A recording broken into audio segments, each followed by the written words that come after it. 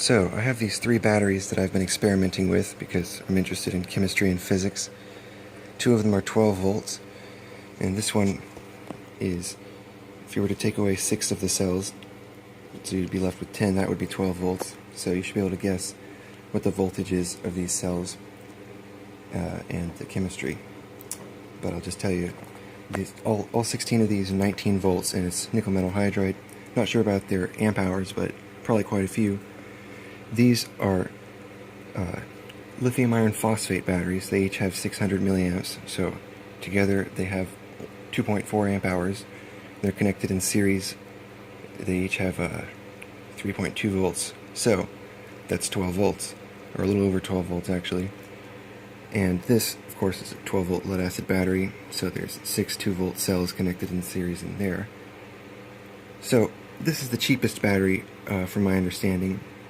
This one is not very expensive either, and this one is probably the most expensive. You can draw more current from these batteries if you had a lead acid battery that was the equivalent amp hour. This one's 9, so it's not the same as 2.4 amp hours. But they can still draw more current, I believe. And these have a pretty good number of charge cycles and a pretty good shelf life. These kinds of batteries, depending on which kinds you get, nickel metal hydride cells, they usually have a very long shelf life, and they can range from like 5,000 to 10,000 charge cycles, I believe.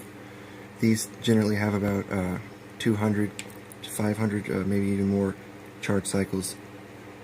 But yeah, the shelf life for these will last about 10 years, or probably, depending on the kind of batteries. I mean, like, I have devices that have nickel metal hydride cells that still act fresh that are 10 years old, is what I'm saying.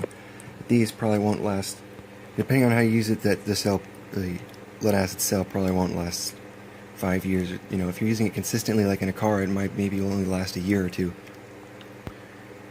And so, if you were to count up all the cells here, I would actually have 26 batteries if you were to consider each individual cell a battery.